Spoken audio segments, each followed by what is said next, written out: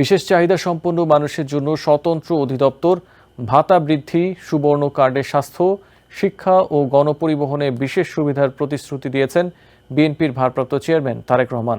তিনি জানান, সীমাবদ্ধতাকে জয় করে সব মানুষ যেন নিজের স্বপ্ন পূরণ করতে পারে এমন বাংলাদেশ করতে চায় বিএনপি।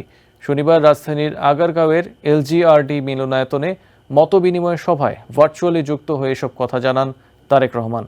এ সময় তারেক রহমানের কাছে নিজেদের বঞ্চনার কথা তুলে ধরেন বিশেষ চাহিদা সম্পন্ন মানুষেরা।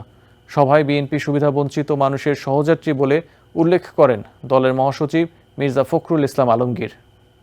বৈষম্যহীন রাষ্ট্র ও প্রতিবন্ধীদের জন্য মানবিক সমাজ গড়তে বুদ্ধিজীবী দিবস উপলক্ষে রাজধানীর এলজিআরডি ভবনে বিএনপির মতবিনিময় সভার আয়োজন করা হয়, যেখানে সমাজের সুবিধাবঞ্চিত কয়েকশো মানুষ নিজেদের অধিকার, মর্যাদা, আইনের সীমাবদ্ধতা ও বাস্তবতা তুলে ধরেন বিএনপির ভারপ্রাপ্ত চেয়ারম্যান তারেক রহমানের কাছে। প্রায় ৩ ঘণ্টা অধিকার বঞ্চিত মানুষের সব বঞ্চনার কথা শোনেন তারেক রহমান। প্রতিশ্রুতি দেন তার দল ক্ষমতায় গেলে গড়ে তোলা হবে বৈষম্যহীন বাংলাদেশ। তিনি বলেন, শারীরিক প্রতিবন্ধকতার জন্য আগামীর বাংলাদেশে কেউ যেন পিছিয়ে না পড়ে তা নিশ্চিত করবে বিএনপি।